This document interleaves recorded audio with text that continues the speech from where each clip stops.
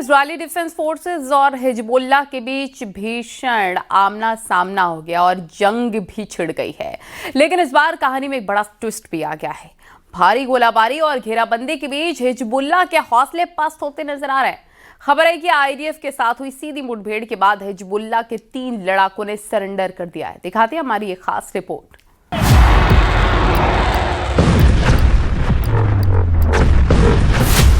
Hezbollah के गढ़ कहे जाने वाले दक्षिण लेबनान में नेतन्याहू की सेना अब किलर मोड में है। बिन जुबैल से लेकर टायर तक बारूद बरस रहा है। जमीनी जंग जारी है। लेबनान में इजरायली सैनिक ग्राउंड ऑपरेशन करके हिजबुल्लाह के वजूद को मिटाने के लिए ताबड़तोड़ हमले कर रहे हैं। इजराइल ने साफ कर दिया है कि अब समझौता नहीं, सिर्फ संहार होगा।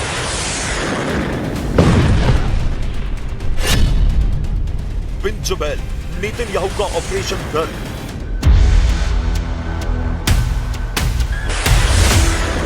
लेबनान में सबसे बड़ी जंग छिड़ी है इजराइल की सीमा से 3 किलोमीटर दूर बिन जुबैल में, जिसे हिजबुल्लाह का अभेद्य किला कहा जाता है। लेकिन इस वक्त इजराइल के कमांडोज ने इस शहर के सीने पर इजरायली झंडा गाड़ दिया है। बिन जुबैल में आईडीएफ ने 100 से ज्यादा हिजबुल्लाह लड़ाकों के मारे जाने का दावा किया। इसके साथ ही हिजबुल्लाह लड़ाके बिछाई सुरंगों को भी नेस्तनाबूद किया जा रहा है। कई बारूदी गोदामों को भी कब्जे में लेने का दावा है। बिन जुबैल से इजराइल के ग्राउंड ऑपरेशन की इन तस्वीरों को देखिए। दावे के मुताबिक एफपीवी ड्रोन से अटैक की प्लानिंग कर रहे एक हिजबुल्लाह लड़ाके को आईडीएफ ने मार गिराया। टायर, नेतन्याहू का ऑपरेशन नर्क। दूसरी तरफ हिजबुल्लाह के दूसरे गढ़ टायर इलाके में भी इजरायली फोर्स ताबड़तोड़ हवाई हमले में जुटी है।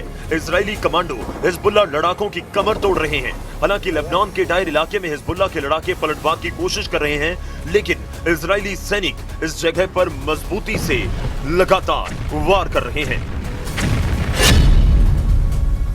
अल-बायदा, नेतन्याहू का ऑपरेशन नर्क।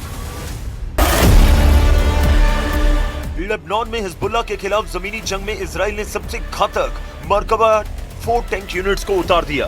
दरअसल नेतन्याहू का टारगेट है लितानी नदी तक का इलाका खाली करवाना, ताकि इजराइल के उत्तरी हिस्से पर हिजबुल्लाह के रॉकेट्स की बारिश रुक सके। लेबनान में इजराइल का सिर्फ ग्राउंड ऑपरेशन नहीं है, यह हिजबुल्लाह को लेबनान के नक्शे से पीछे धकेलने का मास्टर प्लान है।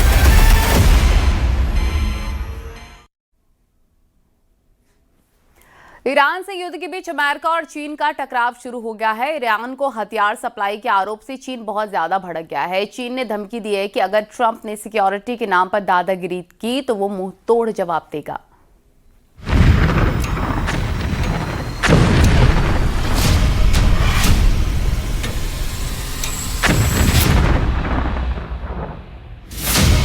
ट्रंप का टारगेट ईरान के हॉर्मुज स्ट्रेट और यूरेनियम पर कब्जा है।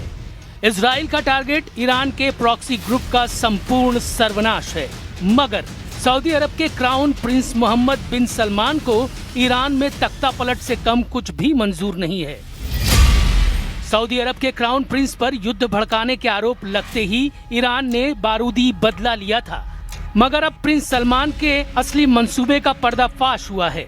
वो ट्रंप और नेतन्याहू से ज्यादा घातक ऑपरेशन ईरान में चलाने का प्लान बना रहे हैं।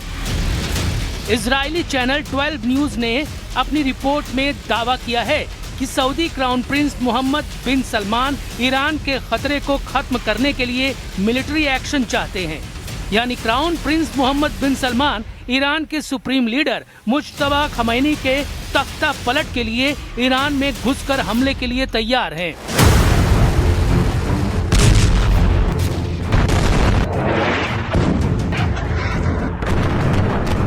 ईरान के अंदर ग्राउंड ऑपरेशन के सारे जोखिम को जानते हुए भी क्राउन प्रिंस इसकी सख्त जरूरत मान रहे हैं। लेकिन ट्रंप फिलहाल ईरान में घुसकर हमले के लिए तैयार नहीं।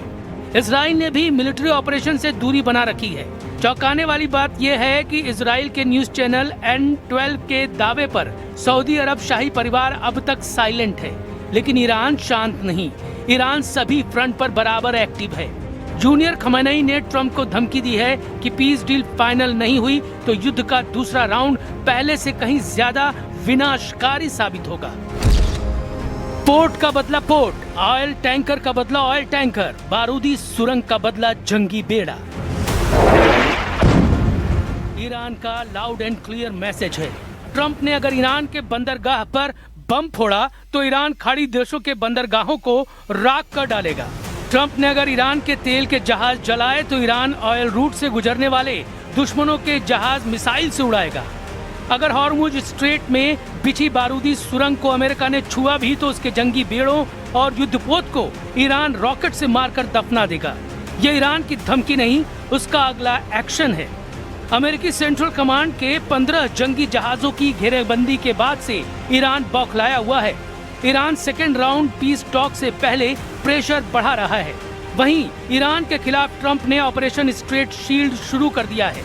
ट्रंप हॉर्मुज तेल गलियारे पर कब्जा करने के लिए ब्लॉकेड लगाकर हमले के लिए तैयार हैं।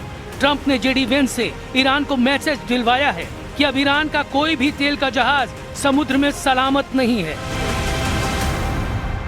They basically threatened any ship that's moving through the Straits of Hormuz. Well, as the President of the United States showed, two can play at that game. And if the Iranians are going to try to engage in economic terrorism, we're going to abide by a simple principle that no Iranian ships are getting out either. Trump ने Hormuz strait को अपनी साख से जोड़ लिया है।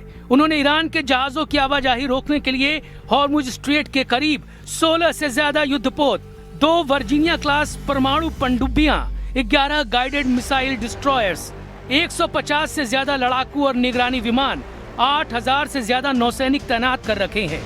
Iran भी Trump को झटका देने के लिए तेल गलियारे पर जबरदस्त सैन्य तैनाती कर चुका है। हॉर्मुज स्ट्रेट पर कब्जा बरकरार रखने के लिए ईरान ने 1000 से ज्यादा फास्ट अटैक क्राफ्ट बोगहमेर और जुल्फाकार क्लास तैनात कर ली है।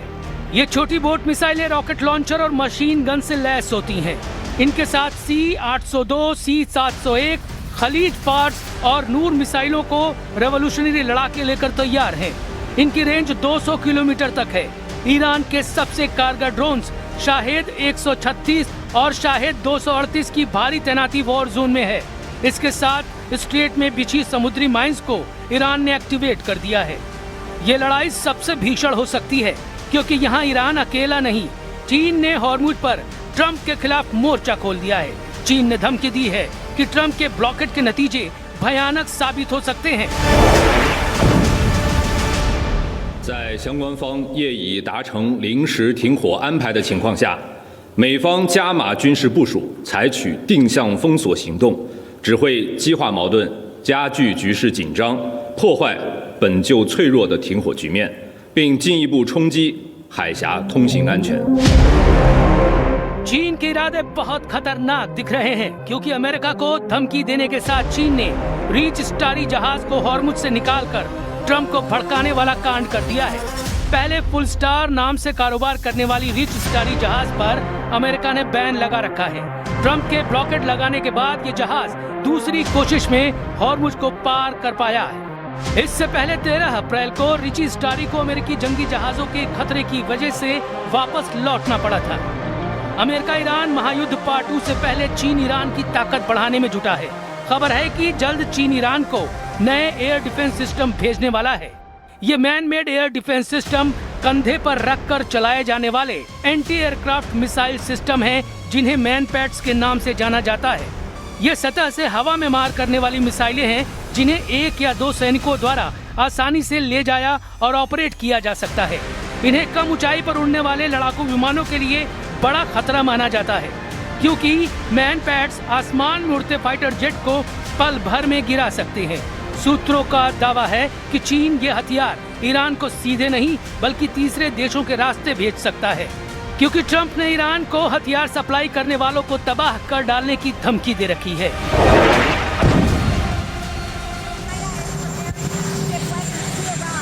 Well, if China does that, China's going to have big problems, okay?